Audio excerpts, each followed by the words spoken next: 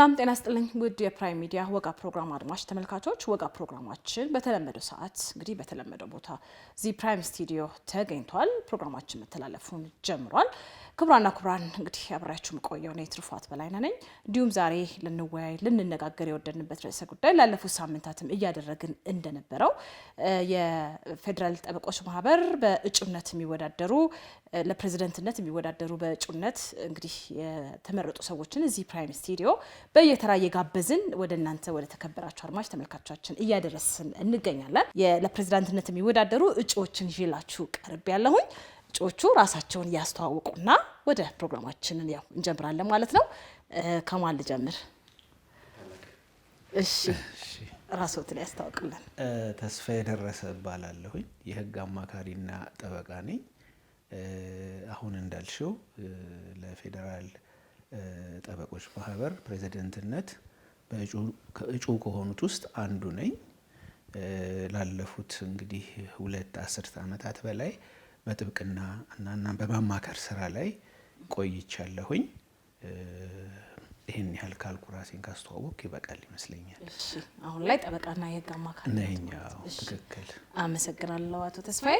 እሺ ሁለተኛው እንግዳችን ስሜ ጠበቃ ፋሲል ስለሺ እባላለሁ። በማናቸውም የፌዴራል ፍርድ ቤቶች ጠበቃና የህግ አማካሪ ዘንድሮ ታህሳስ 4 2018 ዓ.ም መጪው ቅዳሜ ማለት ነው በሚደረገው የፌዴራል ጠበቆች ማህበር ጠቅላላ ጉባኤ ላይ በሚደረገው ምርጫ የማህበሩ አመራሮች ምርጫ ለፕሬዝዳንትነት ከቀረቡት 5 እጩዎች አንዱ ነኝ። በድጋሚ ስሜን ለማስታወስ ፋሲል ስለሺ። እሺ አመሰግናለሁ። እንግዲህ ያው ራሳችሁን ለፕራይም ሚዲያ ወጋ ፕሮግራም አድማጭ ተመልካቾች አስተዋውቃችኋል። ምናልባት እንግዲህ ጥያቄዎቻችንን ለመቀጠል ያህል አሁን ላይ ለፌዴራል ጠበቆች ማህበር ፕሬዝዳንትነት እየተወዳደራችሁ ትገኛላችሁ ሁለታችሁም እና በተለያዩ ሚዲያዎች ላይም እያየን ነው። ደስ የሚል ቮትሚ የሚል እንቅስቃሴ ካምፔን ጀምራችሁ እንግዲህ ህዝባችሁን ሀገራችሁን ለማገልገል የተነሳችሁበት ሁኔታ ያየን ነው። እንደው ይሄንን እንደው እጩ ሆኖ ለፕሬዝዳንትነት መወዳደሩ እንደው መነሻው ምንድነው ከሚለው እንጀምርና ለመወዳደር ምን አነሳሳችሁ ከሚለው እንጀምራለን። አቶ ተስፋዬ። እሺ አመሰግናለሁ። እንግዲህ እኔ ቀደም እንደገለጽኩት ላለፉት ብዙ አመታት በዚህ ስራ ላይ ነው ያለሁት። በዚህ ስራ ዙሪያ የሚነሱ ብዙ ተግዳሮቶች አሉ። እነኛን ያው በቀዳሚነት እያየሁ በተሻለኝ መጠን በተለያዩ ሚዲያዎችም በጋዜጦችም በማህበራዊ ሚዲያም ያሉትን ችግሮች ለመጠቆምና እልባት እንዲያገኙ መፍትሄ እንዲያገኙ ለመጠቆም እንደ ባለሙያ የሚደርስብንን ነገሮች ከሌሎች የፍትህ ተቋማት ጋር ባሉን ግንኙነቶች የሚፈጠሩትን ነገሮች እያየው አስተያየት በመስጠት ጥረት አድርጌያለሁኝ። እንግዲህ ለማንኛውም እንደሚሰራው ማለት ነው አንድ ችግር ገጠመኝ የሚለው ለችግሩ መፍትሄ ለማግኘት በቀዳሚነት ባለቤቱ ራሱ ሚና መጫወት አለበት፣ ወሳኝ ሚና መጫወት አለበት። ስለዚህ እነኚህ ችግሮች በጆሮአችን ካሉ እኔ ደግሞ ላለፉት አመታት እነኚህን ነገሮች እያስተዋልኩ እያየው በተሻለኝ አቅም ደግሞ አጫጭር ጽሁፎችን በማቅረብ ይሄ ነገር ቢቀረፍ የሚሉትን ነገሮች ጥረት ሳደርግ ቆይቻለሁ። አሁን ይሄ እድል ሲፈጠር እንግዲህ 1249 ማለት ነው እድሉ ሲፈጠር እነኚህን ነገሮች ችግሮች ለመፍታት እድል የሚፈጥረው የተፈጠረውን እድል በመጠቀም ራሴ መስራት የምችለውን ነገር ለመስራት በመነሳሳት ለምን መፍትሄ የሚመጣው ለራስ ዋጋ ከፍሎ ደክሞ ነው ድካምን ውጤት ወይንም ችግርን ለመፍታት የሚቻለው ከሚለው ተነስቼ ነው ወደዚህ የምርጫ የፕሬዝዳንትነት ምርጫ ውድድር ውስጥ የገባሁት። እሺ አመሰግናለሁ አቶ ተስፋዬ። አቶ ፋሲልም ተመሳሳይ ጥያቄ ነው ማነሳው። ምናልባት እንደው ለዚህ ውድድር ምን አነሳሳውት የሚለው ነው እርሱ። እሺ በጣም አመሰግናለሁኝ ትሩፋት። እኔ እንግዲህ ከመጀመሪያ ዲግሪ ስማር ጀምሮ ነው የአገልጋይነት መንፈስ በውስጤ የሰረጸው። የተማሪዎች ተወካይ በመሆን ዩኒቨርሲቲ ለ4 አመት እስክመረቅ ድረስ የመጀመሪያ ዲግሪ ስማር አዲስ አለማያ ዩኒቨርሲቲ የህግ ትምህርት ቤት የተማሪዎች ተወካይ እንዲሁም የአጠቃላይ የመላው የአለማያ ዩኒቨርሲቲ ተማሪዎች ስቱደንት ካውንስል የአካዳሚክ አፌርስ ጉዳይ ተወካይ ነበርኩኝ። እንደ አጠቃላይ የሎ ስኩሉንም እንደ አጠቃላይ ደግሞ የሁሉንም የትምህርት ክፍላተ ትምህርቶቹ ተወካይ በመሆን የተማሪዎችን ጉዳይ በየሴኔቱ በየፋክልቲውና ከሚመለከታቸው ስቱደንት ዲን ጋር ወዘተ ብዙ ስራዎችን በመስራት ከዛ ጊዜ ጀምሮ ነው ማገልገል፣ ሰዎችን ማስደሰት፣ ሰው ደስ ሲለው ሰውን ማገልገል ደስታ እንደሚሰጥ ከዛ ጊዜ ጀምሮ የተማርኩት እያጣጣምኩት ነው የመጣሁትኝ። አሁን በዚህ ሰዓትም አሁን በማወራበት ሰዓትም አንድ የህብረት ስራ የመኖሪያ ቤት ህብረት ስራ ማህበር በመስራችነትም በሊቀመንበርነትም እየመራሁ እያስተባበርኩ እገኛለሁኝ። እዚህ ህብረት ስራ ማህበሩትም የተለያዩ አንጋፋ ታላላቅ ጠበቆች አባል የሆኑበት ህብረት ስራ ማህበር ነው። ስለዚህ አገልጋይነት እንትኑ ሰዎችን ማገልገል በፍቅር የምተገበረው ተግባር መሆኑ አንዱ መነሻ ነው። ሌላው ጠበቃው እንደ ጠበቃ፣ ማህበራችን ደግሞ እንደ ማህበር፣ አጠቃላይ ደግሞ የፍትህ ስርዓቱ የየራሳቸው ፈተና ውስጥ የገቡበት ሁኔታ ነው ያለው በአሁን ሰዓት። እንደምታውቂው ጠበቆችን በተመለከተ በአሁን ሰዓት በጣም ከባድ ፈተናዎች እየገጠሟቸው ናቸው ያሉት። ለምሳሌ ከታክስና ከግብር ጋር በተገናኘ የተጨማሪ እሴት ታክስ በአስገዳጅ ሁኔታ ተመዝጋቢ እንዲሆኑና መዝገብም የተለያዩ ነገሮችን ከታክሱ ዙሪያ ጠበቆችን የማይመለከቱ ጉዳዮች በእንቅርት ላይ ጆሮ ደግፍ እንዲሉ ባሉት የስራ ጫናዎችና ማለትም ከስራ ጋር በተገናኘ በአሁኑ ሰዓት በጠበቃ ያለው የስራ እንቅስቃሴ ትንሽ የተላጋበት ሁኔታ ነው ያየው በተለያዩ ምክንያቶች። ከዛ ጋር ተገናኝቶ ይሄ ታክስ ጉዳይ ደግሞ በአናት ሲመጣ ከፍተኛ መረበሽና መደናገጥን የመጣ ጠበቃው ግራ እስኪጋባ ድረስ በአስገዳጅነት ባት እንዲመዘገብ ከአዋጁን በሚጻረር ሁኔታ የተለያዩ መመሪያዎችን በማውጣት እሱን ለመታገልም አንዱም ቆርጬ የተነሳሁት እሱ ነው። ከዛ በፊትም ይሄ ምርጫ ጠቅላላ ጉባኤም ተደርጎ መተዳደሪያ ደንባችንም ከመጽደቁና አሁን ይሄ የምረጡኝ ዘመቻና የምርጫ እንቅስቃሴ ከመጀመሩ በፊትም ከጓደኞቼ ጋራ በመሆን 12 ልጆች ሆነን ይሄ የታክሱን ጉዳይ በአስተዳደራዊ መፍትሄዎችን አሟጠን ታክሱ ላይ አቶ ፋሲል ይቅርታ ላቋርጦትና ታክሱ ላይ ስፔሲፊካሊ ከታክሱ ጋር የተያያዙ በጣም ብዙ ኢሹዎች ስላሉ ብዙ ጥያቄዎች ስላሉ ከዛ አንፃር እንደው ምንድነው ሀሳባችሁ የሚለውን ለተከበሩ ጠበቆችም ሀሳባችሁን ብታጋሩ ደስ ይለኛልና እንደ አንድ ጥያቄ ይዤዋለሁኝ። እሱን አቋረጥኩት፣ ይቅርታ ይቀጥሉሻ። እሺ በጣም አመሰግናለሁ። በአጠቃላይ የፈተናው ጠበቃው ይሄ ብቻ ሳይሆን ጠበቃው ወይም ደግሞ የህግ ባለሙያ ብቻ ሊሰራቸው የሚገቡ የፍትህ ስራዎችን እንደምታውቂው 1249ም በአስገዳጅነት ማንኛውም የጥብቅናን ስራ ሌጋል ሰርቪስስ መስራት ያለባቸው ፈቃድ ያላቸው እና ሙያተኞች ብቻ እንደሆኑ በአስገዳጅነት ይደነግጋል። ሆኖም በየፍርድ ቤቱ በራፎች ላይና በተለያዩ የጽህፈት የሴክሬታሪ ስራ የሚሰሩ ሰዎችም እንደ ተራተርታ ነገር ይህን ስራ በራሳቸው ማንንም ያለምንም ተጠያቂነት ያለምንም ኃላፊነት በየፍርድ ቤቱ ጥግ እነሱ ናቸው ስራውን የሚሰሩት። ጠበቃው ስራውን እየሰራ ያለም በመጀመሪያ ደረጃ እነኚህ ስራዎች መሰራት ያለባቸው ፍትህን ከማገዝ አኳያ የፍትህ ስራ ስለሆነ ጠበቃውና ባለሙያው ነው መስራት ያለበት።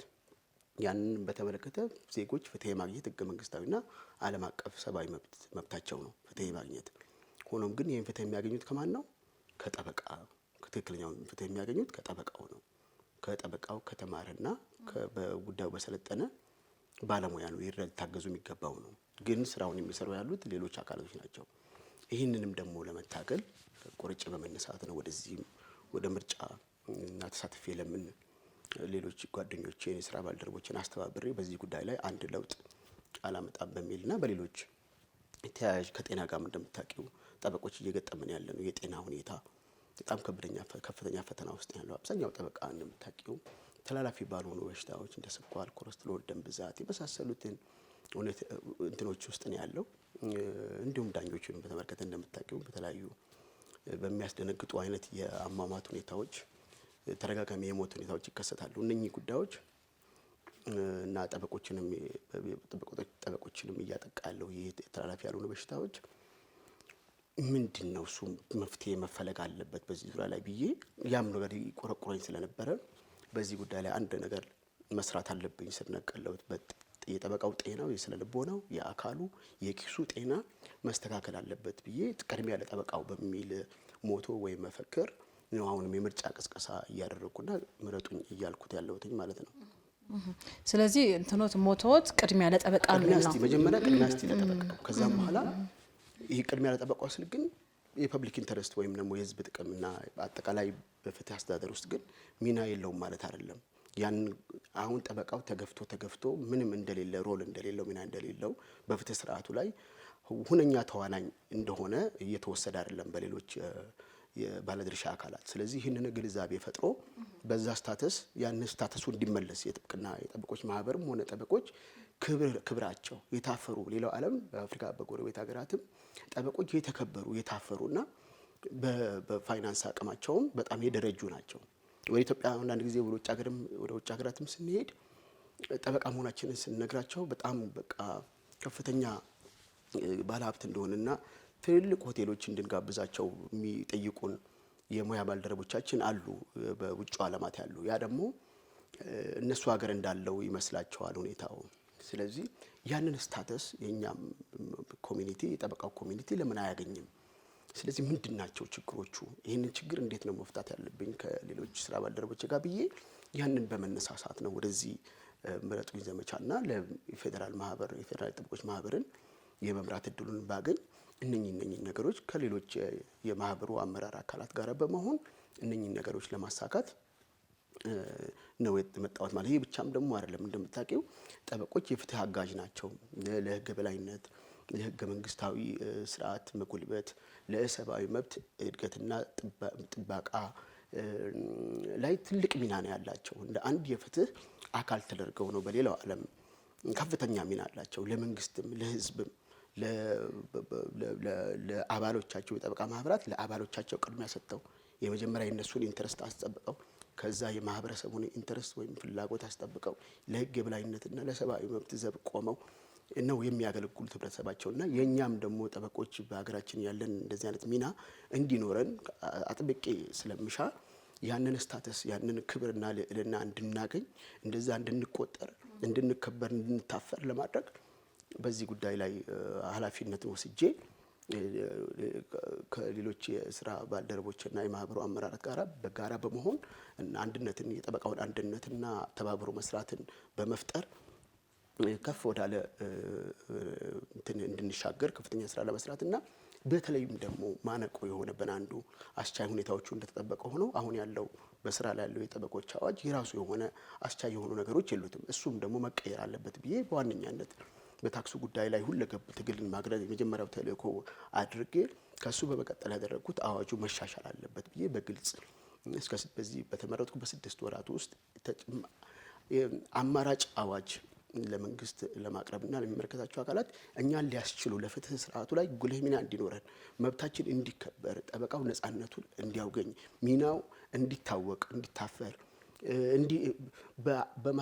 በፍትህ አስተዳደሩ በአገሪቱ የፍትህ አስተዳደር ውስጥ ከፍተኛ ሚና ያለው አካል እንደሆነ እንዲቆጠር ፍላጎት አለ። ያን ደግሞ ማድረግ የምንችለው አሁን ያለው አዋጅ አስቻይ ሁኔታዎች ያሉት መሆኑ እንደተጠበቀ ሆኖ እሷን እየተጠቀምኩኝ ያ አዋጅ እስኪቀየር ድረስ አጥብቄ በራእይነት በትልቅ በራእይነት ያስቀመጥኩትኝ አሁንም ምርጫ ተሳሳረግ ለጠበቆች ቅድሚያ የሚሰጥ ነፃና ገለልተኛነቱ የተረጋገጠ ማህበርን እውን ማድረግ የሚል ነው ራእይ ትልቁ ራእይ አድርጌ ያደረገው። ስለዚህ አሁን ያለው ማህበር ጠበቆችን ወክሎ የነሱን መብት ለማስጠበቅ ዳተኝነት የታየበት በመሆኑና እንደ ምክንያት ደግሞ እያስቀመጠ ያለው የአዋጁ ድንጋጌ ወይም ደግሞ ቅርጸ መዋቅሩ ሬጉላቶሪ ወይም ተቆጣጣሪ አካል የመሰለና አብዛኛውን ሁኔታዎቹን ደግሞ እንደዛ የሆኑ በመሆኑ የአዋጁ ቅርጸ መዋቅር በመሰረታዊነት መቀየርና ሌሎች ዓለማት ጋር ካሉ ለኛ በሚመጠን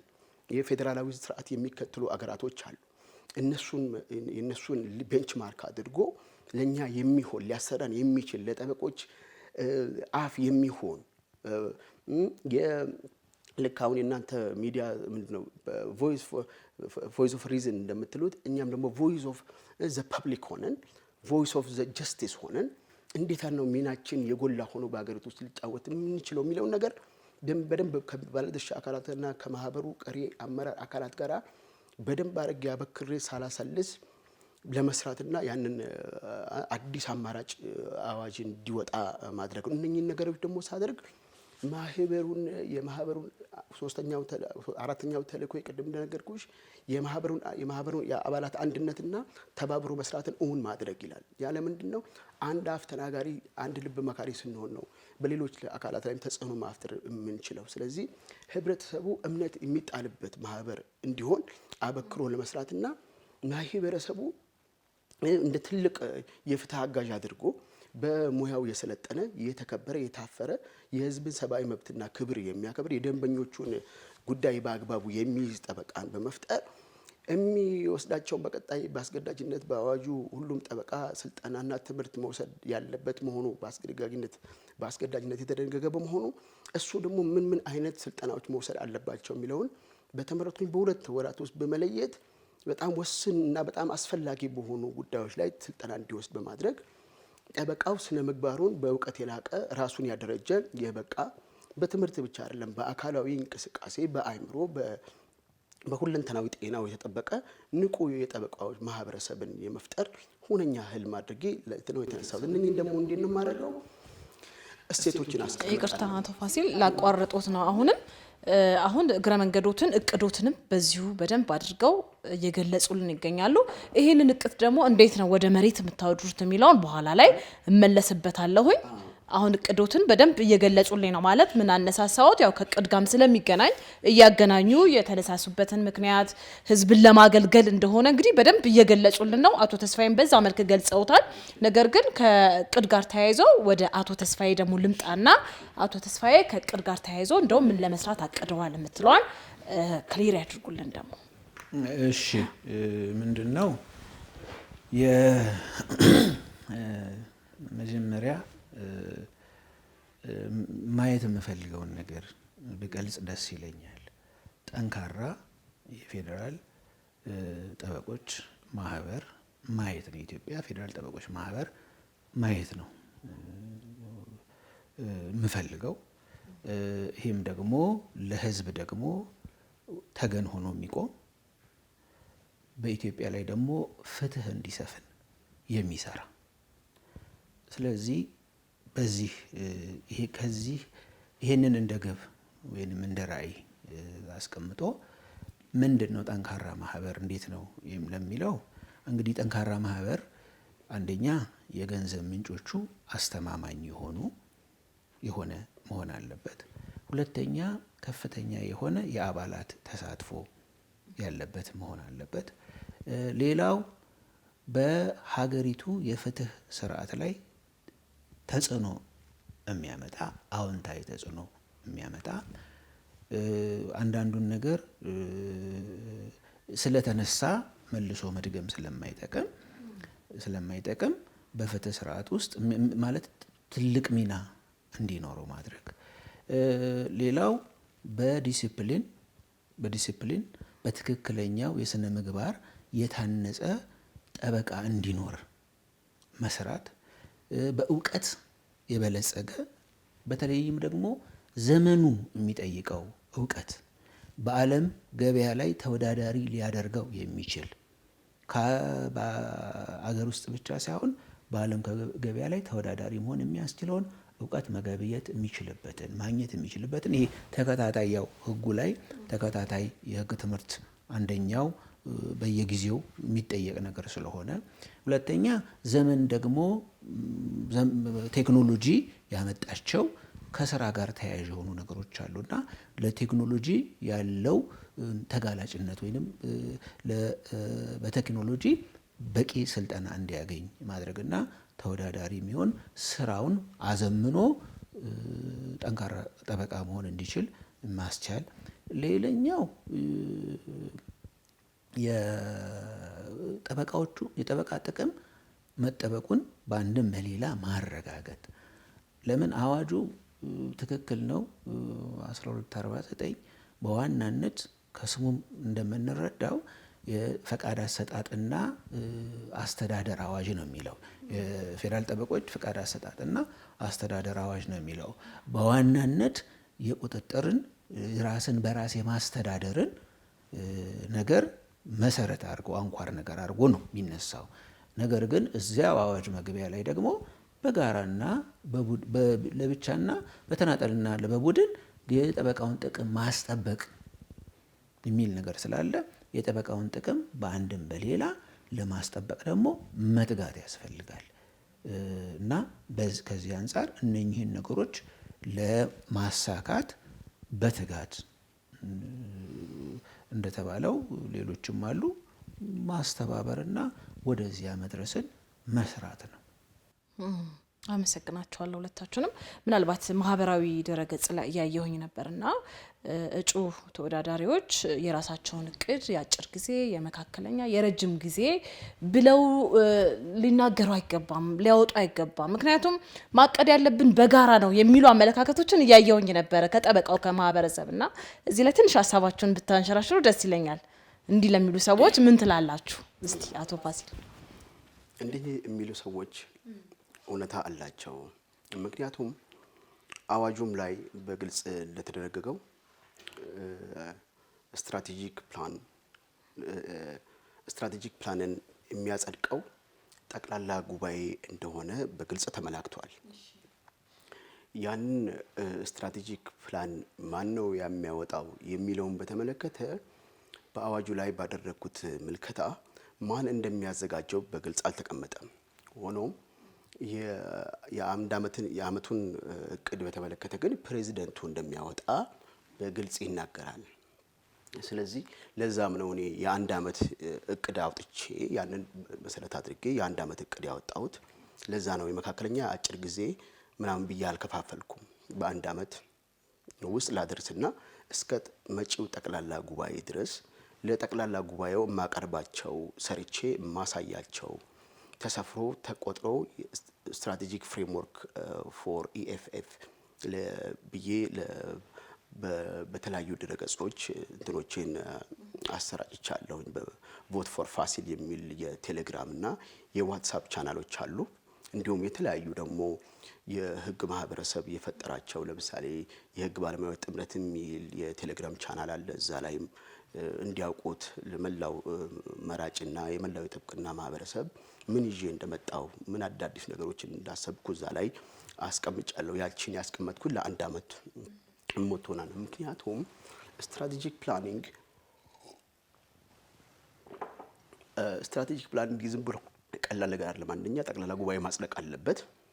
ሁለተኛ ስትራቴጂክ ፕላን ስታወጪ የአሁናዊ ሁኔታ አናላይሲስ መስራት አለብሽ። ቁጭ ብለሽ ማህበሩ ምን ያህል አቅም አለው፣ በኢኮኖሚ በአባላት ውስጥ እንዴት ናቸው የተስተባበሩ ናቸው ወይ፣ ገና እስካሁን አንድ ደካማ ሁኔታዎች እስከዛሬ ድረስ የተመዘገቡት የጠበቃውን ማህበረሰብ አንድ አድርጎና አስተባብሮ ኮሚቴዎችን እያዋቀረ ስልጠናም እየሰጠ የቆየ አልነበረም። ዝም ብሎ አንዳንድ ስራዎችን ብቻ ሲሰራ የነበረ ነው። መሰረታዊ የሚባል ስራዎችን እየሰራ አልነበረም በተለያዩ ምክንያቶች። ስለዚህ ምንድነው ውስጣዊ ሁኔታውን በደንብ አድርጎ ከስትራቴጂክ ፕላነር ጋር ቁጭ ብሎ ማጥናት ያስፈልጋል። ስትራቴጂክ ፕላን ሲወጣ የሚተገበር፣ የሚታይ፣ የሚለካ፣ የሚሰፈር መቻል አለበት። ስለዚህ ለዛም ነው የቀጣዩን አመታት ሪፖርት የመጀመሪያውን አመት ጠቅላላ ጉባኤ ያሁኑ ሳይሆን መጪው አንድ አመት ካገለገልኩ በኋላ መጨረሻው አመት ያው በበጀቱ መዝጊያ ሪፖርት ታቀርቢያለሽ። ፋይናንሻል ሪፖርት እና ፐርፎርማንስ ሪፖርት ስታቀርቢ እቅድ ይዤ ለመቅረብ ነው። ስትራቴጂክ ፕላኖችን ከባለሙያ ጋር ባለሙያ በመቅጠር ስትራቴጂክ ፕላነር እውቀትን ይጠይቃል። የማህበሩ አሁናዊ ሁኔታ በገንዘብ አቅሙ፣ የአባላት እንቅስቃሴ፣ አጠቃላይ ይሄ ስዋት የሚባለው ምን ሾርት ተርም እና እንትኖቹ በአጠቃላይ ያሉትን ሁኔታ አናላይሲስ ሰርተሽ ነው ይሄን ያህል በጀት አለኝ፣ ይሄን ያህል ነገር አገኛለሁ፣ ይሄን ያህል እነኚህ ነገሮች በዚህን ያህል በጀት እሰራለሁ ብለሽ ቁጭ ብሎ መስራትና የሌሎች የማህበሩን አመራር አካላት ግብአትና እንትን የሚፈልግ ስለሆነ በሚገባ ያ ነገር አድሬስ መደረግ ስላለበት ነው። አጭር፣ ረጅም፣ መካከለኛ እያልኩኝ ቀላል ነው። አሁን ቁጭ ብለሽ በአንድ ማታ አገር አይደለም ለማህበራችን ለሀገር የሚሆን እቅድ ቁጭ ብለሽ ድራፍት ማድረግ ትችላለሽ። ግን ምን ይፈልጋል? አሁናዊ ሁኔታውን በደንብ ማጥናት ይፈልጋል። ኦፍ ኮርስ ምንም ገና አሁን ምን ያህል እንደምናዋጣ ገና አሁን ነው የተወሰነው። ገና ይሄ መዋጮ አልተሰበሰበም። ይሄ ባልተሰበሰበበት በጀት በእጅሽ የለም። በእርግጥ ከሚመለከታቸው አካላት ከፍትህ ሚኒስቴር ወይ ከምንም ሎቢ አድርገሽ ፍትህ ሚኒስቴር ራሱን እስኪችል ማህበሩ የገንዘብ ድጋፍ ያደርጋል የሚል ፕሮቪዥን ላይ ስላለ እነኛ ነገሮች ታደርጊያለሽ፣ ዝም ብለሽ አትቀመጭም። እኔ ግን አሁን ያው በአመራርነት ገንዘብ ብዙ የማይፈልጉትን ነገር ግን የኔን እውቀትና የኔን የአገልጋይነት ፍላጎት ጊዜና እንትኔን በአገልጋይነት መንፈስ አደርጋቸዋለሁ ያልኳቸውን ለአንድ አመት እነኝን በ6 ወር ለምሳሌ አማራጭ እንትን አድርጎ መስራት በ2 ወር ውስጥ ይሄ ከጥብቅና ፈቃድ ጥብቅና አገልግሎት አሰጣጥ ጋራ በሌሎች ባለሙያ ባልሆኑ ሰዎች እየተሰራ በመሆኑ ያንን ወደ ባለሙያው የሚመጣበትን ነገር በ2 ወር ውስጥ አጥንቶ አትሊስት አይደንቲፋይ አድርጎ ለመንግስት ከመንግስት ጋራ የመደራደርና የመነጋገር ሲሪየስ ሆኖ መስራትን ነገሮችና አቅጃለሁ። በ6 ወራት ውስጥ ደግሞ ይህንን አማራጭ የምላቸውን የህግ ማዕቀፍ ሊያሰራ የሚችል ለጠበቃው አፍ የሚሆን ለፍትህ እንዳጠቃላይ ለፍትህ የሚቆም ለሰብአዊ መብት ክብር የሚናገር ማህበር ለማድረግ በሚያስችል አዋጅ አርቅቄ አማራጭ አዋጅ ከሌሎች የማህበሩ አባላት ኮሚቴዎችን እያዋቀርኩና የስራ አመራር ኮሚቴዎችን በማቀናጀት እነኚህ ነገሮች ለማድረግ የራስን ኢፈርትና እንትን የሚጠይቁ ያን ያህል በጀትም ብዙ የማይጠይቁ ያንቺን ኢፈርትና ጊዜሽን ብቻ ነው ጉልበትሽን የሚፈልጉት እነኛ መስዋዕት አድርጌ በጀትም ባይኖር ባሉት እንትኖች የሰራርቼ ደግሞ የጠበቃ ማህበረሰብ ደግሞ በተለያዩ በኢኮኖሚ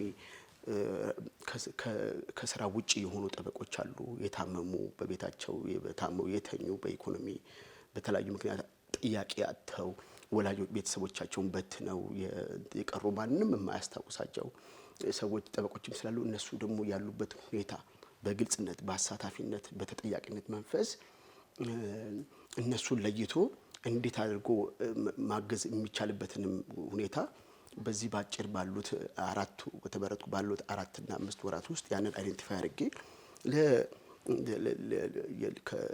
ከስራ አመራር ኮሚቴ ጋራ በዚህ ጉዳይ ላይ ምንድነው የምናደርገው? በአጠቃላይ ደግሞ የጠለቃለው የጠበቃ ማህበረሰቡ የጤና ሁኔታ በተመለከተ ደግሞ እንዴት አድርገን ነው ምክንያቱም የስራው ባህሪ ጭንቀትን ይወልዳል፣ ድንጋጤን እንትን ያደርጋል፣ ብዙ ነገሮችን ስራው ባህሪው ለበሽታ የሚዳርግ ስለሆነ ያንን እንትን መቋቋም እንዲችሉ ጠቅላላ የጠበቃው ማህበረሰብ በተለያዩ በአካልም በአይምሮውን የሚሰለጥንበትን ራሱን እንትን ከስትረስ ውጪ የሚሆንበትን አማራጮች አድርጌ በዛ ውስጥ ኢንጌጅ እንዲያደርግና የጠበቃው ስራ ወደ ጠበቃው እንዲመለስ እነዚህ አርጀንት ነው የምላቸውን ነገሮች ላይ ነው ፎከስ ያደረኩትኝና ስትራቴጂክ ፕላኒንግ ለማውጣት እነኚህ ነገሮች ስለሚፈልጉ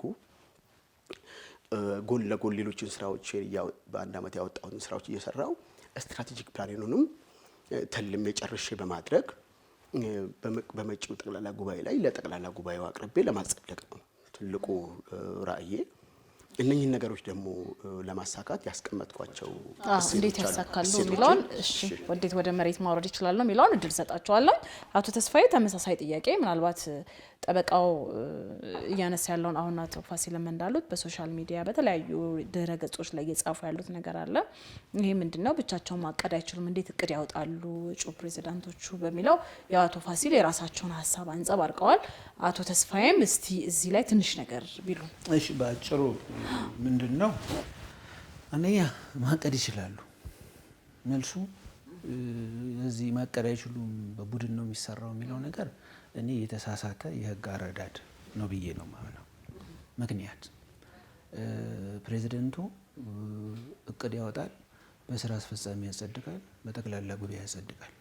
ስለዚህ ፕሬዝዳንቱ የማህበሩ የዕለት ተዕለትን ስራ የሚመራ ስራ አስፈጻሚ ነው። ስለዚህ ስራ ማስፈጸም ደግሞ ያለ እቅድ አይሆንም። ስለዚህ ፕሬዝዳንቱ ብቻውን ማቀድ ይችላል፣ እቅድ ያወጣል። ግን ያ ነገር በራሱ ሊፈጽመው ግን አይችልም፣ የሌሎች ይሁንታ ይፈልጋል ነው። ስለዚህ ማቀድ አጠቃላይ ትክክል አይደለም። አንደኛ። ሁለተኛ እኔ በራሴ በኩል ደግሞ ምንድነው የምለው፣ አንደኛ እኔ ለብዙሃን ሙያ አጋሮች ያጋራሁት ፍኖተ ካርታ ነው፣ እቅድ አይደለም። ፍኖተ ካርታ ከእቅድ በምን ይለያል ብትይኝ፣ ፍኖተ ካርታ አጠቃላይ ልንሄድበት የማስበውን ወደዛ ራዕይ ልሄድ የማስብበትን ጠቅለል አድርጎ የሚያሳይ ነው። ይሄ ቀጥሎ ምን ይከተላል ይህን ከተባለ ደግሞ ዝርዝር የድርጊት መርሃ ግብር ወይንም አክሽን ፕላን አለ። ይሄንን አክሽን ፕላን አሁንም የሆነ ያህል እንግዲህ ወደፊት የሚረጋገጡ ታሳቢዎችን መሰረት አድርጎ ማዘጋጀት ይቻላል አሁንም። ነገር ግን ትክክለኛው ሰዓት ብዬ እኔ የማምነው ፕሬዚደንት ሆኜ ከተመረጥኩኝ የመጀመሪያው ስራ ምንድነው የሚሆነው? ማህበሩ በምን አይነት ሁኔታ ውስጥ ነው ያለው? ማህበሩን መጀመሪያ አሰስመንት ፋውንዴሽናል ስራ ይፈልጋል። አሰስ አድርገሽ ማህበሩ ምን ላይ ነው ያለው ነገር ምን ስራዎችን ለመስራት ያስችለኛል የሚል ግምገማ አድርገሽ ነው ከዚያም በኋላ ዝርዝር የድርጊት መርሃ ግብር በጊዜ በውጤት ሊፈጸም የሚችል መሆኑን ውጤት ሊያመጣ የሚችል መሆኑን ዝርዝር ነገሮች መስፈራዎች መለኪያ ያለው መሆኑን በጊዜ ሊለካ ይችላል፣ በሆኑ ውጤቶች ሊለካ ይችላል። ያንን በዚያ መስፈርት መሰረት በ100 ቀን ምን እሰራለሁኝ፣ በ6 ወር ምን እሰራለሁኝ፣ በ1 ዓመት ምን እሰራለሁኝ፣ የዘመኔ ሲያበቃ ደግሞ ከ3 ዓመት በኋላ ማህበሩ አሁን ካለበት የት አደርሰዋለሁኝ የሚለውን ዝርዝር የድርጊት መርሃ ግብር ከምርጫ በኋላ በአጭር ጊዜ ውስጥ ግምገማ ማህበሩ ያለበት ሁኔታ ከተገመገመ በኋላ ለአባላቱ ይፋ የሚደረግ ነገር ነው የሚሆነው። ተስፋ አረጋለሁ መልሱን መልሻለሁ ብዬ። ሁለታችሁም መልሳችሁልኛል በጥሩ ሁኔታ። አቶ ተስፋዬ አመሰግናለሁኝ በጣም። ምናልባት አሁን ደግሞ እስቲ እንግዲህ የታቀደ ነገር አለ። ይህ የምንለው ነገር እንግዲህ ሁሉም ጋር ያው ሪከርድ ሆኖ የሚቀመጥ ነውና ሁሉም ሰው ኤክስፔክት ያደርጋል ከእናንተ ፕሬዚዳንት ሆናችሁ ማህበሩን ስትመሩ ሁሉም ሰው አቶ ፋሲል ምን ብለው ነበር፣ አቶ ተስፋዬ ምን ብለው ነበረ ተብሎ ሁሉም ሰው እንግዲህ የሚገመግማቸው አይነት ነው የሚሆነውና ይሄንን ግን ለማሳካት በትክክለኛው መሬት ላይ እንዲወርድ ለማድረግ ደስ የሚሉ እቅዶች ናቸው ያሉት። እንደ ማህበር እውነት ለመናገር የአገልጋይነት ስሜት ነው እኮ ይሄ ምንም እንትን የለውምና ህዝብን ለማገልገል ማህበሩን ወደፊት ለማስኬድ ይሄን 3 ዓመት ከምናምን ነው ማህበራችንም ከተመሰረተ። ይሄ ማህበር ደግሞ ከፍ ብሎ እንዲሄድ ለማድረግ ነው የሁለታችሁም ፕላን እና እቅዳችሁ። ይሄንን ግን እንዴት ነው ወደ መሬት የምታወርዱት የምትለዋል ከአቶ ፋሲል ልጀምር። እንዴት ነው ወደ መሬት እቅዶትን ሊያወርዱ ያሰቡት የሚለው? በጣም ጥሩ። እንግዲህ እኔ አሁን ያወጣሁትኝ ስትራቴጂክ ባይዘዌ ምናልባት ስም ሊለያይ ይችላል። አሁን ፍኖተ ካርታ በእኔ ያረዳድ ፍኖተ ካርታ ሊባል ይችላል፣ ስትራቴጂክ ፍሬምወርክ ሊባል ይችላል። በአጠቃላይ የምትሰሪያቸው ነገሮች ምንድን ነው የምትሰሪው፣ ከማን ጋር ነው የምትሰሪው፣ እንዴት ነው የምትሰሪው፣ ለምንድን ነው የምትሰሪው የሚሉት ጥያቄዎች ራዕይ፣ ተልእኮ፣ ግብ ወይም ጎል፣ እሴት እያልሽ ታስቀምጫቸዋለሽ። አቀማመጦቹ እነኚህ ናቸው። ስትራቴጂክ ፍሬምወርክም በእኔ አረዳድ ፍኖተ ካርታም ቢሆን እነኚህን ነገሮች ያካተተ ነው ብዬ ነው የማስበው። በዚህ ላይ ጉዳይ ላይ የተጻፉ መጽሐፍት እኔ ሪፈር እንዳደረኳቸው እነኚህ ነገሮች ስማቸው ተመሳሳይ ነው። ስትራቴጂክ ፍሬምወርክ፣ ፍኖተ ካርታ፣ ሌሎች ስያሜዎችም አሏቸው። በተለያየ ስም ልጠሪው ትችያለሽ። ስለዚህ እነኚህ ነገሮች አትሊስት ይሄ ስዋት አናላይሲስ የሚባል አለም። ይሄ ስትሬንግዝ ጥንካሬሽ ምንድነው፣ ዊክነስሽ ምንድነው፣ ያለሽ ኦፖርቹኒቲ ወይም እድልሽ ምንድነው፣ የሚገጥምሽ ፈተና ምንድነው፣ እነኚህ ነገሮች ታሳቢ ያደረገ ከሆነ ፍኖተ ካርታም ማልሽው ስትራቴጂክ ፍሬምወርክ ተመሳሳይ ናቸው ብዬ ነው የማስበው። ምንድነው ለማሳካት ያሰብከው ብለሽ ከጠየቅሽኝ የተነሳሁት ራዕይ ጠበቃውን ማዕከል ያደረገ ነፃና ገለልተኝነቱ የተረጋገጠ ማህበርን እውን ማድረግ ነው። ኦኬ። ጠበቃውን መጀመሪያ ይሄን ያስባለኝ ምንድነው አሁን ጠበቃው ካለበት ሁኔታ ያለሽበት ሁኔታ የተሻለም ራዕይ የምትገልጭው ጠበቃው ያለበት ሁኔታ ለሱ የቆመ አንዳችም ነገር ስለሌለ መጀመሪያ ቅድሚያው ለጠበቃው ሲሆን እዛ ላይ ደረጃ ላይ ደርሰን ቢሆን ኖሮ ቅድሚያ ሌላ ነገር ድሪም ታደርጊያለሽ። ቅድሚያ ለፐብሊክ፣ ቅድሚያ ለአገራዊ እንትን፣ ቅድሚያ ምናምን ትያለሽ። እዛ ሌቭል ግን አልደረስንም ገና። ጠበቃው ተዋርዶ ተጥሎ ተገፍቶ ተረስቶ ምንም ሚና እንደሌለው ይባስ ደግሞ አናቱን በተለያዩ መመሪያዎች፣ አሰራሮች፣ አተገባበሮች ደንበኞቹን በማነጋገር በፖሊስ አካባቢ፣ በማረሚያ ቤት በምን የሚገጥሙት የክብር ነክ ጉዳዮች፣ የኢኮኖሚ ሁኔታው እንትን ዲተሪዮሬት እያደረገ መምጣቱ፣ ከስራ ውጪ ወጣት ጠበቆች ከስራ ውጪ እየሆኑ ነው። ጤናችን እየተናጋ ነው። ስራችን በሌላ ሰዎች እየተሰራ ነው። ስለዚህ እስቲ መጀመሪያ ለራሳችን ቅድሚያ ይሰጠንና መጀመሪያ ራሳችን ነፃ እንውጣ። እኛን ማዕከል ያደረገ ሌጋል ፍሬምወርክ ይሰጠንና ራሳችንን ከጊዜ ካደረጀን በኋላ ደግሞ ቅድሚያ ለሌላ ነገር እንሰጣለን። የፐብሊክ ኢንተረስት አለ፣ የማህበረሰቡ በእርግጥ ቅድሚያ ለጠበቃ ራእዬ ቅድሚያ ጠበቃውን ማዕከል ያደረገ ነፃና ገለልተኝነቱ ለሚለውን ድሪም እያሰብኩ ራእዬን ለማሳካት እያሰብኩ ነው የምሰራው። ስሰራ ግን ለፐብሊክ ኢንተረስት እሰራለሁ አልሰራም ማለት አይደለም። ለሰብአዊ መብት አልሰራም ማለት አይደለም። ለህገ በላይነት አልሰራም ማለት ነው። ምክንያቱም ባለው አዋጅ መጫወት ስላለብኝ ያለው አዋጅ ደግሞ እነኚህ ነገሮች ላይ እንደሰራ ስለሚያስገድደኝ ጎን ለጎን በፍትህ በአገሪቱ የፍትህ አስተዳደር ውስጥ የጎላ ሚና እንዲኖረን እየሰራሁ ነው። ታዲያ ያንን ህልም ማሳካው እንጂ ይህንን ትቼ የየለት ተግባሬን ትቼ ረስቼ ያንን ለማድረግ ብቻ እዛ ላይ ፎከስ አደርጋለሁ ማለት አይደለም። ግን ምንድነው የአንዱ ተልእኮዬ የጠበቃውን አንድነትና ተባብሮ መስራትን እውን ማድረግ ነው። ያንን ማድረገው ለምንድነው? ያኛውን ራእይን ለማሳካት ነው ትልቁ ራእይ። ምክንያቱም ጠበቃው በአንድነት መንፈስ ካልሰራና ኦፕሬት ካላደረገ ምንም አይነት ልዩነት ሳይደረግ ጠበቃውን አንድነት በሙያው ላይ ብቻ ፎከስ በማድረግ እና በሀገሪቱ ላይ ያለን ሚና ፎከስ በማድረግ ልዩነታችንን በሰለጠነ መንገድ እንትን እያደረግን አንድነታችንን እያስጠበቅኩኝ እሄዳለሁ የምለው ለዛ ነው። አስፈላጊ ኢንግሪዲየንት ስለሆነ ህልም ለማሳካት ያንን ካመጣሽ በኋላ ነው በአንድነት በአንድ ቃል ተናጋሪ እንደ አንድ ልብ ሆነሽ ስትመክሪና አንድ አፍ ስትሆኚ ምን ትያኛለሽ? ተሰሚነትሽ ይጎለብታል፣ ትከበሪያለሽ። አቋማቸው እኮ አንድ ነው፣ በጣም እኮ ነው የሚግባቡት የሚለው ነገር አይግባቡም አይስማሙም ከሚለው ይልቅ ያንን ስም ቀይሮ በአንድነት ነው እንትን አለች። ልዩነታቸውን ደግሞ በሰለጠነ መንገድ የሚፈቱ ጎበዞች ናቸው የጠበቆች ማህበር፣ እንደነሱ ማህበር መሆን ነው ብለው ሌሎች አርአያ መሆን አለባቸው። ሌላው መትረፍረፍ መቻል አለብን። የህግ ማህበረሰብ ማለት እንግዲህ ብዙ አስተዋይ ነው፣ አርቆ አሳቢ ነው፣ ነገሮችን ሁለገብ አይቶ ነው የሚወስነው። በጣም የተረጋጋ ማህበረሰብ ነው ተብሎ ነው በማህበረሰቡ ያለን ስዕል መሆንም ያለበት። ያ ስዕል ተበላሽቶም ሊሆን ይችላል። ያንን ስዕል ደግሞ መቀየር ያስፈልጋል። እኛ ለማህበረሰቡ ጥቅም የቆመን ለፍትህ የቆመን ለገንዘብ ለማግኘትና አሁን መኖር አለብን። ገንዘብ ያስፈልገናል። ስንሰራ በነፃ አይደለም የምናገለግለው፣ ግን ስናገለግል ፍትህን ነው የምናመጣው። የኛ አውትፑት ሽያጭ ወይ ውሃ አሽገን አይደለም የምንሸጠው፣ ወይ ደግሞ ሸቀጥ ልብስ አይደለም የምናመርተው። ፍትህና ሰላምና መረጋጋትን በሀገሪቱ ውስጥ የሚመጣው ፍትህ ሲሰፍን ነው።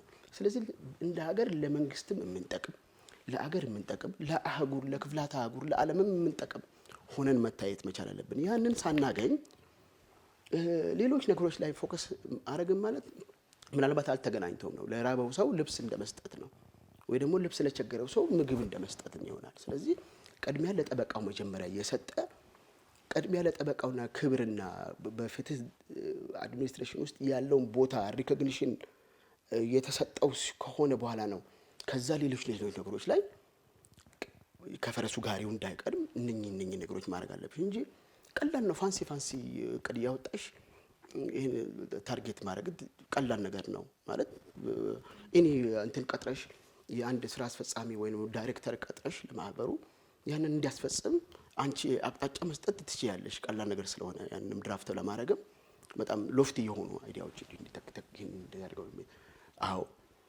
አሁን ሳስቀምጥ የአንድ አመቱን ጊዜ አስቀምጫለሁ ለእያንዳንዱ። ቅድም እንደነገርኩሽ በተመረጥኩ በነጋታው ይሄን የታክስን ጉዳይ ሁለገብ የሆነ ትግል ማድረግና ተበታትነው ያሉትን እኔም ማውራስ ያለሁበት ሌላ አንድ ፋይል አለ። 2 ፋይል ነው ሶፋር ያለው። እኔ ያለሁበት አንድ ፋይል አለ ነፋሲል የሚል ሌላ ደግሞ ልጆች ያሉበት ደግሞ እነኛ ልጆች ወደዛ ወደ ግብሩ ልመጣ ነው። አቶ ፋሲል እዚች ላይ አሁን እንዴት ነው ወደ መሬት ማወርደው የሚለውን በተወሰነ መልኩ ገልጸውልናል። እናመሰግናለን። አቶ ተስፋዬስ እንደው የያዙትን እቅድ እንዴት አድርገው ነው ለመተግበር ወይም ወደ መሬት ለማውረድ ያሰቡት የምትለው ላይ እናውራና ወደ ግብሩ እንመጣለን። እሺ ጥያቄውን ባደግሚ ሊኖሮ ጥያቄው ምን እንደነበረ ረስቼ ነበር። እንዴት ነው ወደ መሬት እቅዳችሁ? ስለዚህ በተሻለኝ መጠን ለተጠየቀው ጥያቄ መልስ እሰጣለሁ። ቀጥተኛ መልስ ምንድነው? መጀመሪያ እንዳልኩት አጠቃላይ ሁኔታዎችን ያቀረብኩት እኔ ፍኖተ ካርታ ብዬ ያቀረብኩት ልደርስበት በዚህ መንገድ ነው የሚሄደው ወደዚያ ሚሊዮን የሚያሳይ ነው እንጂ ዝርዝር የእቅድ እንትን አላልኩኝም። ይሄን አረጋለሁኝ የሚደረጉ በአጠቃላይ የሚደረጉ ነገሮች አሉ። ግን በጊዜና በሁኔታ የሚጨበጡ በዚህ ጊዜ አረጋለሁ የሚል ለማንም አላጋራሁኝም። ቅድም ባልኩሽ ምክንያት ዝርዝር የድርጊት መርሃ ግብር የሚመጣው ኋላ ላይ ነው ስለሚል ግን ወደዚያ ቅድም ወዳልኩት ስመጣ እንዴት ነው ለምሳሌ ጠንካራ ማህበርን እውን የምታደርገው? ወደ መሬት ሲገባ ሁላችንም ጠንካራ ማህበር እውን እንዲሆን እንሻለን። እንዴት ነው ያውን ማድረጊያ ስልን ጠንካራ ማህበርን እውን ለማድረግ የጠንካራ ማህበር ባህሪያትን ታሳቢ አድርገን ወደዚያ ያን ባህሪያት መገለጫ ወደሚሆኑ ተግባራት መሄድ ነው የሚሆነው። እሱ ምን ማለት ነው? ጠንካራ የፋይናንስ አቅም ሊኖረው ይገባል ካልን ከአባላት መዋጮ ባሻገር ማህበሩ ሌሎች ገቢ የሚያስገኙለትን ተግባራት እንዲያከናውን ማድረግ ይሆናል አንደኛው። ደጋፊ አሉ ፕሮጀክቶች እየተቀረጹ የኮንሰፕት ኖት እየተዘጋጀ ከደጋፊዎች ጋር በመስራት ለእያንዳንዱ የስራ ተግባር ለምሳሌ በነፃ የህግ አገልግሎት ለመስጠት ሲፈለግ ለምሳሌ በዚያ ዘርፍ የሚሰሩ ለመደገፍ ዝግጁ የሆኑ ፈንድ ገንዘብ ያላቸው ከነኛ ጋራ የመግባቢያ ሰነድ በመፈራረምና እገዛን እንዲያደርጉ በማድረግ ያንን ነገር ማሳካት የሚቻልበት የማህበሩን የፋይናንስ አቅም የሚያሳድጉን ነገሮች ማድረግ ይጠይቃል ማለት ነው። ይሄ ይሰራበታል። በዚህ ሁኔታ ነው እንግዲህ ወደ መሬት የምናወርደው ማለት ነው።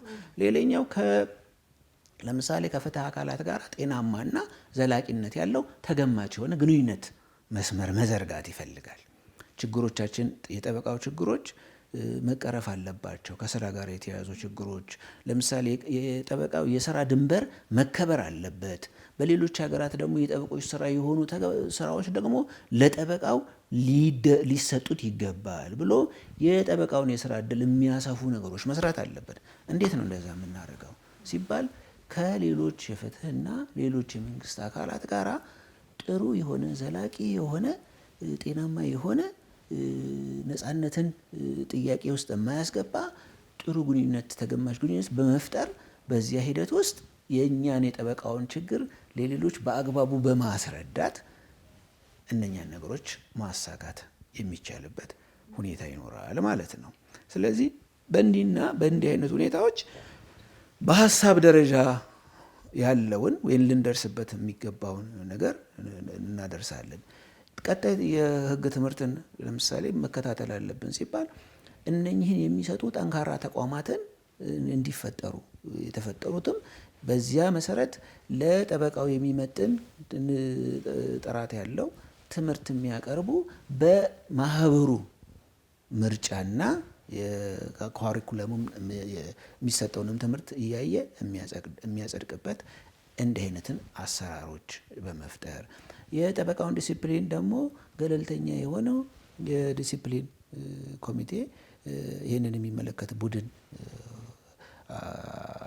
አደራጅቶ ከዚያም በኋላ ቡድኑ ደግሞ በነፃነት ይህንን ስራውን የሚሰራ መሆኑን ማረጋገጥ። እነኚህ ነገሮች ደግሞ የጠበቃውን የስነ ምግባር ሁኔታ ከፍ የሚያደርጉ በአጠቃላይ ደግሞ በማህበረሰቡ ታማኝነት የሚያስገኙለት እንዲሆኑ የሚሰራባቸው ይሆናሉ ማለት ነው እና ሌሎች እንግዲህ በዝርዝር የተቀመጡ እንዴት ለሚለው ጥያቄ ለአብነት ይሄን ያህል ካልኩኝ ለምን ጊዜሽ ውስን ስለሆነ ከጊዜም አንጻር ያው ጥሩ ነገሮችን አንስታችሁልኛል። ለአብነት ያህል ከጠቀሳችሁልኝ እኔም በቂ መስሎ ነው የታየኝ። ምናልባት እንግዲህ በሰፊው ደግሞ ያው ሌላ ጊዜ ሀሳባችሁን የምገልጹበት መድረክ ይኖራል ብዬ አስባለሁ። ቀጥታ ወደ ግብር እንምጣና አሁን ከግብር ጋር ተያይዞ ብዙ ጠበቆች እንግዲህ በጉጉት የሚጠብቁት ማለትም እየተቀጠቀጥን ነው። ላይክ እኛ ነጋዴዎች አይደለንም፣ ነገር ግን እንደ ነጋዴ ታይተን የሂሳብ መዝገብ መያዝ እንዲሁም ደግሞ ተጨማሪ እሴት ታክስ መመዝገብ አለባችሁ የሚል ነገር አለና ይህን በተመለከተ ጠበቆች በግላቸውም እየተቧደኑም ፍርድ ቤት ሄደው እንግዲህ የክለሳ አቤቱታ ለከፍተኛ ፍርድ ቤት እያቀርቡ ያሉበት ሁኔታ አለና አሁን ከአዲሱ አመራር በጣም ብዙ ነገር ኤክስፔክት የሚያደርጉ ይመስለኛል። እኔም እንደ አንድ ጠበቃ ኤክስፔክት አደርጋለሁኝ። ምናልባት አሁን አዲሱ አመራር ምን ይዞልኝ ይመጣል እዚህ ላይ የሚለው ጥያቄ አለኝ እኔም ራሴና። እስቲ እዚህ ላይ እንደው ምን ለመስራት አስባችኋል የሚለውን ነገር ብትነግሩኝ ደስ ይለኛል፣ ብታጋሩኝ ሀሳባችሁን። አቶ ፋሲል እንግዲህ አስቀድሜ እንደነገርኩሽ እንደ ራዕይ ቀርጬ የተነሳሁት ጠበቃውን ማዕከል ያደረገ ነፃና ገለልተኛ የሆነ ማህበር እውን ማድረግ ነው። ከዚህ ራዕይ ላይ ደግሞ የሚቀዱ ወይ ደግሞ ይህንን ራዕይ እውን ለማድረግ የሚያስችሉ ምን ሚሽኖች ወይም ተልእኮችን ብዬ አስቀምጫለሁ።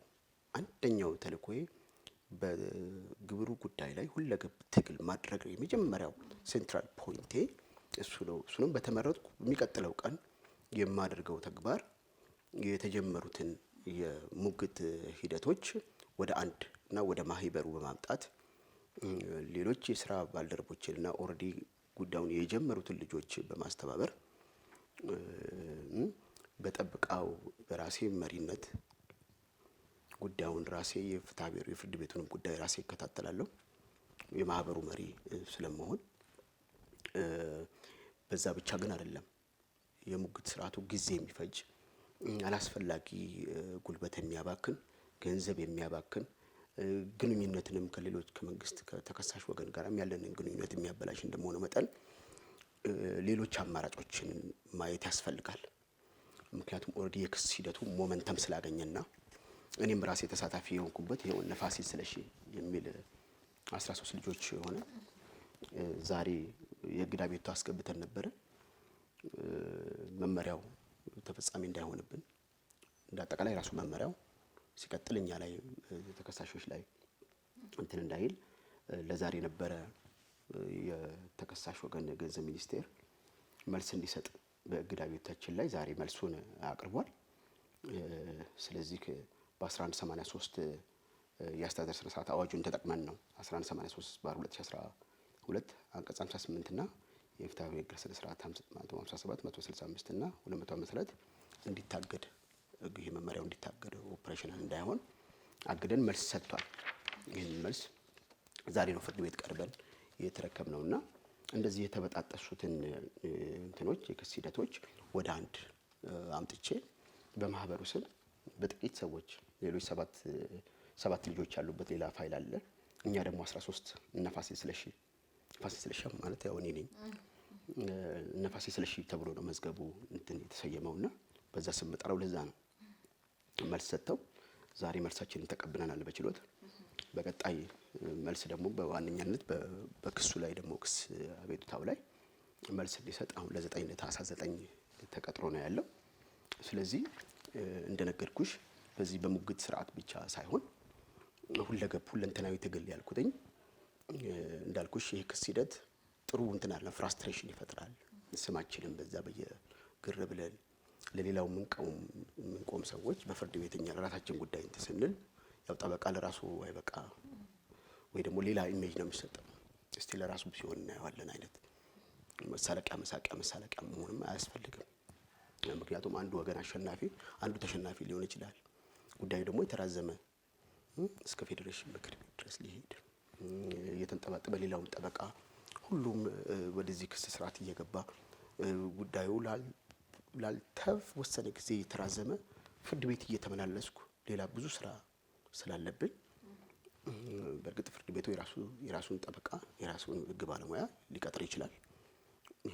ግን እዛ ከመሄድ ወደ ሊቲጌሽን አማራጭ አይደለም።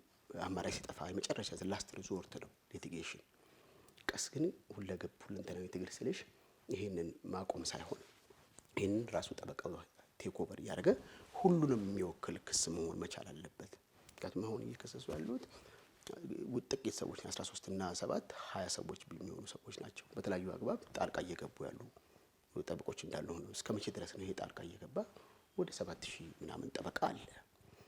ገባሽ? ይሄ ሁሉ ጠበቃ ወደ በክሱ እየገባ መቼ ማቆሚያ የሌለው የክስ የሙግት ሂደት ነው የሚሆነው። ስለዚህ ከመንግስት ጋር ቁጭ ብሎ አማራጭ መፍትሄዎች ላይ መነጋገር ያስፈልጋል።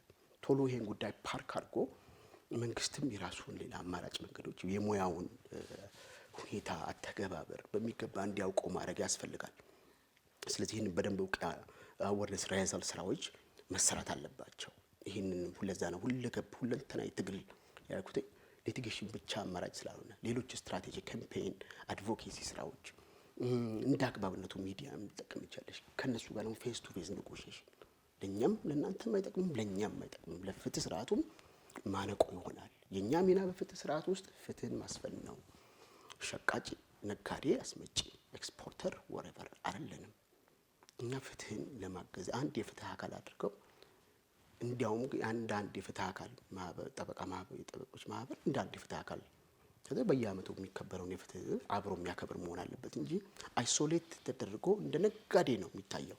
ለምንድን ነው ለፍትህ ስርዓቱ ላይ የህግ በላይነት ላይ ሁነኛ ሚና እንዳንጫወት ያደረገን መለያየቱ ነው። አንዱ አንዱን እንትን አድርጎ ነው በዲስታንስ በርቀት ነው የምታየው። አብረን ነበር መስራት የነበረብን። ይሄን ሁለንተናዊ ትግል አደርጋለሁ ያደረኩም ነው ያልኩሽ። ይሄንን መነጋገር የሚያስፈልጋል ክሱ እንዲቋረጥና ስራችንን መንግስትም የራሱን ስራ እኛም ሌሎች ስራዎች ተተነው ከነሱ ጋር ክስ ላይ ፍርድ ቤት አደባባይ ምንሟገተው። ስለዚህ ሌሎች ስራ ስላሉብን ይሄንን አስቀድሜ የመስራት እቅዴ ይሄ ነው። በተመረጥኩ የቀጣዩ ቀን የምሰራው ስራ ይሄ ነው እና ሌሎች ስራዎችም አሉ። በኋላ ከተመለሽ ታክሱ ላይ ነን እንመጣበታለን። አቶ ተስፋዬ ምናልባት ከዚህ ከታክሱ ጋር ተያይዞ እርሶስ እንግዲህ አቶ ፋሲል በተመረጥኩ በማግስቱ ይሄንን ነገር በሚሄድበት መንገድ እሄድበታለሁ እኔ ግንባር ቀደሞኜ ብለዋል። እንግዲህ አቶ ተስፋዬስ እንደው ሀሳቦት ምንድነው እዚህ ላይ? ያው ለጊዜሽ ዋጋ በመስጠት በጣም አሳጥሬ ምላሽ ለመስጠት ሞክራለሁ። እንደምታውቂው ሰኔ ግም ሲል የሁላችንም አንደኛው ጭንቀት ተገማች ያልሆነ የታክስ ሁኔታ ነው። የሚነሱ ጥያቄዎች ናቸው። በተለይ ደግሞ ባለፉት 4 እና 5 ዓመታት ውስጥ እየተጋፈጠን ያለ ነው ማለት ነው። ስለዚህ የግብር ጉዳይ ማንም ሰው ወደዚህ ቦታ ቢመጣ ችላ ሊለው የሚችል ነገር አይደለም። በተለይ ደግሞ 2 ነጥቦች ናቸው ስለ ግብር ስናነሳ፣ አንደኛ የመዝገብ መያዝና ለመያዝ ጉዳይ፣ ሁለተኛው ደግሞ አሁን የተጨማሪ እሴት ታክስን በተመለከተ የተነሱ ጉዳዮች ማለት ነው። በዚህ ምክንያት ቀላል የማይባሉ ጠበቆች፣ ቀላል ቁጥር አይደለም፣ ጠበቆች የጥብቅና ፈቃዳቸውን እስከ መመለስ ድረስ የተገደዱበት እውነተኛ ችግር ነው። እኛ ጠበቆች የፈጠርነው ችግር አይደለም። ለዚህ እንዴት ነው መፍትሄ የሚመጣው ሲባል የተጀመሩ ይሄንን ለዚህ መፍትሄ ለማምጣት የተጀመሩ ስራዎች እንዳሉ እናውቃለን። የተለያዩ ቡድኖች ተቋቁመው በግብር ጉዳይ ላይ ጥናት እንዲያደርጉ ከገንዘብ ሚኒስቴርና ከግብር ሰብሳቢው አካላት ጋር ሆነው ጥናት እንዲያደርጉ የምክረ ሀሳብ እንዲያቀርቡ ሲሰራበት የነበረ ነው። ስለዚህ አንደኛው የተሄደበትን ጊዜና ሁኔታ ሳይጠብቁ የተሄደበትን መንገድ ወደ ኋላ ገምግሞ ወደፊት እንዴት መካሄድ እንዳለበት ወዲያውኑ መፍትሄ መስጠት ያስፈልጋል። እኔም አንደኛው ሀሳቤ ቅድም ካነሳሁት ጋር የሚገናኘው በዚህም ጉዳይ ላይ ከአሉት ጉዳዩን ከሚመለከታቸው አካላት ጋር ዘላቂ የሆነ ንግግር በማድረግ መፍትሄ ማምጣት ለነገ የማይባል ነገር ነው። አመሰግናለሁ። ምናልባት ሰዓታችንም እያለቀ ነው። እሺ አመሰግናለሁ። እንግዲህ ያው ውይይታችንን እያገባደድን እንገኛለን። ምናልባት እንግዲህ አሁን ታህሳስ 4 2018 ዓመተ ምህረት ጠዋት ጀምሮ ነው ከጠዋቱ 2 ሰዓት ተኩል ጀምሮ ነው የሚከናወነው በኢሊያና ሆቴል ወይም ይሄ ቸርቸር ጎዳና ጋር ያለው ሆቴል ጋር ነው። ሁሉም ማህበረሰብ እንግዲህ የጠበቃው ኮሚኒቲ የጠበቃው ማህበረሰብ መጥቶ ድምጹን እንዲሰጥ ያዋጣኛል። ምናልባት ብዙ ክርክሮችን ብዙ መድረኮች ተዘጋጅቶላችሁ ሀሳባችሁን ገልጻቸዋል። ስለዚህ ጠበቃው ማንም መምረጥ አለብኝ የሚለውን ዳይሬክሽን እንዲወስድ ነው አሁን ዋና ፖይንታችን። እኛ ይሄን ፕሮግራም ስናዘጋጅ ምንድነው አላማቸው ምንድነው እንዴት ነው የሚያገለግሉን የሚለውን ያው እንግዲህ የምትገመገሙበት ነው ዞሮ ዞሮ መድረኮች የተዘጋጁትና ስለዚህ ሁሉም ጠበቃ እዛ እንዲመጣ በዚሁ አጋጣሚ ጥሪያችንን እናስተላልፋለን። በመጨረሻ እንደው ይሄ ምርጫ ፍትሃዊ ሆኖ ትክክለኛ ምርጫ ሆኖ የታለመለትን አላማና ጎል እንዲያሳካ እንደው ምኞታችሁን ትገልጹና ፕሮግራማችንን እናጠናቀቃለን። አቶ ተስፋዬ። እሺ ያው እንደተባለው ቀኑና ሰዓቱ ቦታው ተገልጿል እና እዚያ ላይ እንግዲህ በታሪክ ውስጥ የኢትዮጵያ የሕግ ባለሙያዎች በተለያዩ ጊዜያት ላይ ከ60 ዓመት በፊት ማህበር አቋቁመው ጥቅማቸው እንዲጠበቅ ለመስራት ጥረት አድርገው ዛሬ ወደ 60 ዓመት ገደማ ይሆነዋል። አሁን እንግዲህ የዚህ 1249/2013 የወጣው አዋጅ ብዙዎች ሲመኙት የነበረውን በተለይም ደግሞ በህግ የሚቋቋም ማህበር ለማግኘት ብዙ ሲጠየቅ ሲለፋበት የነበረ ነገር እውን ያደረገ ነው ይሄ አዋጅ እና እንግዲህ እኛ እስከዛሬ ድረስ በኢትዮጵያ የፍትህ ስርዓት ውስጥ በኢትዮጵያ የህግ የበላይነት መረጋገጥ ውስጥ የሚጠበቅብንን ያህል ሚና ሳንጫወት ቆይተናል። አሁን ግን እድል አለን። አንድም የራሳችንን ጥቅሞች በህብረት በአንድነት ቆመን ለማስጠበቅ እድል አግኝተናል። ሁለተኛ ነገር ደግሞ በሀገሪቱ ውስጥ ሊኖረን የሚገባውን ሚና ለመጫወትም እድል አለን። ይህንን የምናደርገው ደግሞ ምንድነው? አሁን በዚህ ማህበር ውስጥ በሚኖረው ምርጫ በመሳተፍ ሁለተኛ ማህበሩ መሪዎቹን ከተመረጠ በኋላ ደግሞ በሚኖሩት የማህበሩ ኩነቶች ውስጥ በንቃት ተሳትፎ በማድረግና ቃል የገባነውን በዚህ ሂደት ውስጥ የገባናቸውን ቃሎች በእውነት ወደ ተግባር መቀየር አለመቀየራችንን መተርጎም አለመተርጎማችንን በማረጋገጥ ካልተረጎምን ደግሞ ከዚያ ቦታ በማንሳት ኃላፊነታችንን መወጣት አለብን። ስለዚህ ኑ ምርጫውን ተሳተፉ በንቃት ምርጫው በስነ ስርዓት እንዲካሄድ ደግሞ የራሳችሁን ሚና ተጫወቱ። አመሰግናለሁ። እሺ እኔም አመሰግናለሁ። አቶ ፋሲልም። እሺ በጣም አመሰግናለሁኝ ትሩፋት ቅድም በሰጠሽኝ ጊዜ ራዕዬን ተልእኮቼን ግቦቼን በተለይ ዝርዝር ግቦቼን በእንግሊዝኛ የተዘጋጁ እና በቴሌግራም ቦት ፎር ፋሲል በሚለው በቴሌግራም እና በዋትስአፕ ቻናል ላይ ያገኙታል። እዛ ላይ ገብተው ምንድነው ያቀደው በስንት ጊዜ ውስጥ ነው የሚከውናቸው እነኚህን ክንዋኔዎች የሚሉትን ከዛ ማግኘት ይችላሉ። ግን እነኚህን ነገሮች ሲከውን ያስቀመጥኳቸው እሴቶች አሉ። እንዴት ነው መተግበራቸው የሚለው በቅንነት፣ በታማኝነት፣ በአገልጋይነት መንፈስ፣ በታላቅ ትህትና ዝቅ ብዬ እንደ ባሪያ በማገልገል በስሜት ብስለት፣ በግልጽነት፣ በተጠያቂነት፣ በአገልጋይነት መንፈስ ሁሌ በአእምሮና በአካል ዝግጁ በመሆን በተረጋጋ መንፈስ እነኚህን ነገሮች ከሌሎች የአመራር አካላት ጋር አስተባብሬ መላውን የጠበቃ ማህበር አንድነትና ተባብሮ መስራትን እውን በማድረግ ነው እነኚህን ነገሮች ማቴሪያላይዝ ሊያደርግ የምችለው እንጂ ብቻዬን የምሮጠው እንዳልሆነ መታወቅና መገንዘብ አለበት። ስለዚህ እሴቶች የምገዛባቸው የስነ ስርዓት ደንቦቼ የምላበሳቸው ብዬ ያስቀመጥኩት እነኛውን የዘረዘርኩልሽ መርሆች ምንን የሚገዙኝ ናቸው ማለት ነው ካሉኝ ሌሎች በህግ ከጣሉብኝ ኃላፊነቶች በተጨማሪ። ስለዚህ ይህ አዋጅ እንግዲህ ቅድም አቶ ደረሰም ተናግሯል። ላለፉት 60 ዓመታት በእንትኔ ላይ የነበሩ የተለያዩ ማህበራት የህግ ባለሙያዎች ማህበራት ነበሩ። እኔም እንደምታስታውሹ ክቡር ጠቅላይ ሚኒስትሩ የሰበሰቡን ጊዜ እንደ አጋጣሚ ለመናገር እድል ካገኙት ጠበቆች መካከል አንዱና ስለዚህ ጉዳይ ያነሳሁት እኔ ነበርኩኝ እና መጨረሻውን እንግዲህ ምናልባት ታላላቆች ያበረከቱት ነገር እንደተጠበቀ ሆኖ ነፃና የጠበቆች ገለልተኛ የሆነ ነፃ የጠበቆች ማህበር እንዲመሰረት አስተዋጽኦ እንዲያደርጉ እዚህ ላይ እንዲሰሩ ለክቡር ጠቅላይ ሚኒስትሩ አሳስቤ ነበርና እሷን ማሳሰቢያ ሰርታለች ብዬ ያለፉት አዝማናት ስራ የሰሩ ታላላቆች ያሰሩት ነገር እንደተጠበቀ ሆኖ እኔም የመጨረሻው ሚስማር ከታላላቆች ጋር ሰራም ነበር አብሬ በዚህ ጉዳይ ላይ እዛ ማህበራቶች አባል ስለሆንኩኝ እሱም ማስተዋወቂያ እዛ ማያም አለ። መጨረሻ ላይም ክቡር ጠቅላይ ሚኒስትሩ ያን እንዳሳስቤ ይሄ ማህበር ይሄ ቅርጽ መዋቅሩን እኔ ማልመርጠው ቢሆንም ግን ጥሩ ነው፣ ከምንም ይሻላል ከምንም። እኔ ደግሞ ከዚህ ደግሞ አሻሽዬ ወደ ሌላ ምክንያቱም ክቡር ጠቅላይ ሚኒስትሩ ምን እንዳልኳቸው እስቲ ነፃና ገለልተኛ ማህበር መስረትልንና እንፈተን ማስተዳደር መቻል ራሳችንን መግዛትና ራሳችንን ማስተዳደር ሰልፍ ገቨርኒንግ እና ሰልፍ ሬጉሌሽን ማድረግ መቻል ሰልፍ ሬጉሌት ማድረግ መቻላችንን እንፈተን ብዬ ነበር የጠየቁትኝና ትክክለኛ የመፈተኛው ሰዓት አሁን ደግሞ መጥቷል። ራሴ ይሄን እድል አግኝቼ ደግሞ ውጭ ሆኜ ራሴን የፈተናው አካል ለማድረግና ተፈትነን ምን እንደምንመስል እንዴት እንደምንሰራ እድሉን አገኛለሁ። አሁን ፕሬዚዳንት ሆኜ የምመረጥ ያንን ያሰብኩትን ፈተና ምን አይነት እንዴት ነው የምንወጣው የሚለውን ትምህርት ስለሚሰጠኝ እኔ ብመረጥ በጣም ጥሩ ነው ብዬ አስባለሁ። ምክንያቱም አዲስ ኢነርጂ ያለኝ አዲስ ጉልበት ነው፣ አዲስ አመለካከት ነው ያለኝ።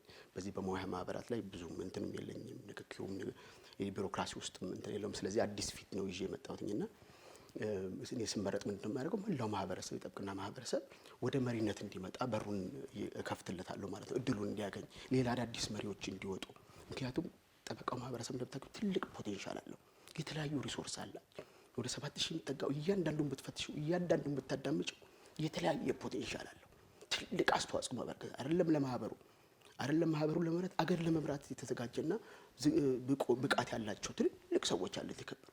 እነኛን ወደፊት በማምጣት መንግስት ህዝብ እንዲያውቃቸው ማህበራችን እንዲከበር እንዲታፈር የበኩሌን አስተዋጽኦ ለማበርከት ተዘጋጅቼ በአእምሮም በአካልም በስነ ልቦና ዝግጁ ሆኜ ቀርብ ያለውና በእለቱ ኤሊያና ግራንድ ሆቴል በቴዎድሮስ አደባባይ ወር ላይ ስታቀኝ በስተግራ በኩል መብራቱ ጋር ወደ ካቴድራል መሄጃ መታጠፊያው ጋር ያለ ኤሊያና ግራንድ ሆቴል የሚል አለ። እዛ 4ኛ ፎቅ ላይ ቅዳሜ ዕለት ታህሳስ 4 ከጠዋቱ 2 ሰዓት ተነስተው ጊዜ አቅደው በጊዜ ተኝተው በጊዜ ተነስተው የጥብቅና ፈቃዳቸውን ይዘው መጥተው ባለራእዩ መሪ ወደፊት የሚመራቸው አዲስ ፊት ያለው አዲስ ኢነርጂ፣ አዲስ ጉልበት፣ አዲስ አመለካከት፣ አዲስ አስተሳሰብ ያለው ለውጥ ለማምጣትና አዳዲስ ነገሮችን ለመሞከር የመጣ መሪ ፋሲል ስለሺ የሚባልና እሱን መርጣችሁ ማህበራችንን አብረን እናሳድግ፣ ተባብረን እንለወጥና ለውጥ እናምጣ ነው። አመሰግናለሁ። እሺ እኔም እንግዲህ እጅግ አድርጌ ላመሰግናችሁ ወዳለሁ። በፕራይም ሚዲያ ወጋ ፕሮግራም አድማጭ ተመልካቾች ስም ውድ ጊዜያችሁን አጣባችሁ እዚህ ፕራይም ስቱዲዮ የተገኛችሁልኝ ቴንክ ዩ ቬሪ ማች አመሰግናለሁ። መልካም እድል ይሁንላችሁ። እናመሰግንሻለን ስለጋበዝሽ። ቴንክ ዩ። ክቡራና ክቡራት የፕራይም ሚዲያ ወጋ ፕሮግራም አድማጭ ተመልካቾች ፕሮግራማችን እስካሁን ያያችሁትን የተከታተላችሁትን ይመስል ነበረ። እንግዲህ ጥሩ የሆነ ቆይታ ከኛ ጋር እንደነበራችሁ ባለሙሉ ተስፋ ነን። በተለይ ደግሞ ለጠበቆች ማንም መምረጥ አለብን የሚለውን እንግዲህ የተወሰነ የራሳቸውን አመለካከት ያላቸውን ነገር ለእናንተ እንግዲህ በሚገባ ሀሳባቸውን አስተላልፈዋል። እዚህ ፕራይም ስቱዲዮ ተገኝተው ከዚህ ቀደም የነበሩት 2 ሴት ተወዳዳሪዎች እንግዲህ እዚህ ፕራይም ስቱዲዮ ጋብዘን እነሱም እንዲሁ በተመሳሳይ ሀሳባቸውን ለእናንተ ለተከበራችሁ ለፕራይም ሚዲያ ወጋ ፕሮግራም አድማጭ ተመልካቾች አስተላልፈዋል። ስለዚህ እንግዲህ እናንተ ታውቃላችሁ የምትመርጡትም ማለት ነው። ፕሮግራማችን እስካሁን ያያችሁትን የተከታተላችሁት ይመስል ነበረ። በቀጣይ በአዲስ ርዕሰ ጉዳይ ከአዲስ እንግዳ ጋር የምንገናኝ ነው የሚሆነው። እስከዛው ቸር ሰንብቱልን።